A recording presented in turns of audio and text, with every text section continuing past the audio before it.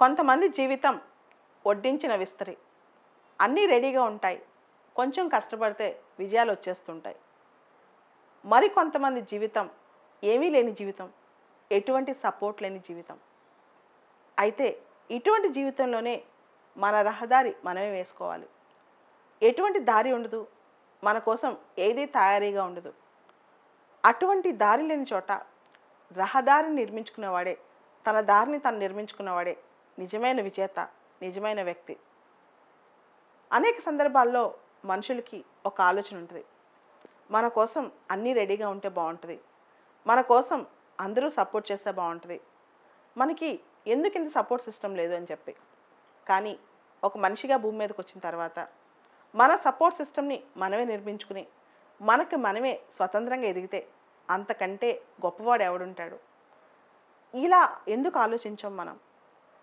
చాలా సందర్భాల్లో మనం పోల్చుకుంటూ ఉంటాం అన్నీ ఉన్న వాళ్ళతో, చాలా అదృష్టవంతులతో.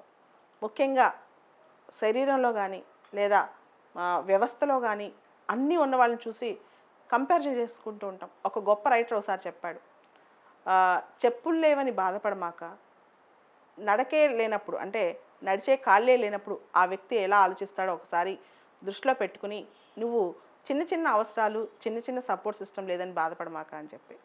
నిజమే, అది మనిషి అనే వ్యవస్థలోనే అంటే మనిషి అనే మనసులోనే ఒక ఆలోచన వస్తుంటుంది. అదే ఎన్వియస్నెస్, కంపారిజన్, పోల్చుకుంటూ ఉంటాం అన్నమాట.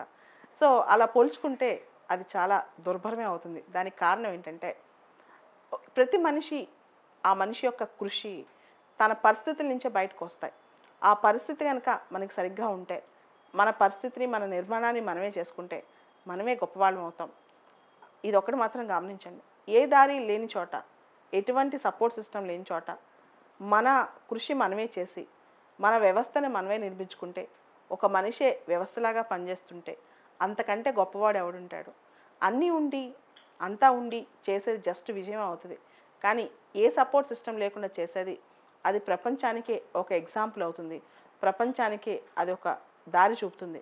కాబట్టి దానికోసం అలాంటి అవకాశం దొరికినందుకు, అంటే ఏ సపోర్ట్ సిస్టమ్ లేకపోతే బాధ కాదు, అది మనకు ఒక అవకాశం. ఎందుకంటే దానిలో మన ఎక్స్ట్రా ఎనర్జీ బయటకు వస్తుంది, మన ఎక్స్ట్రా పుష్ బయటకు వస్తుంది, మన జీవితంలో మనం ఇండిపెండెంట్గా ఎదిగామన్న సంతోషం లైఫ్ అంతా ఉంటుంది. అదే జీవిత సారాంశం అని కూడా చెప్పచ్చు.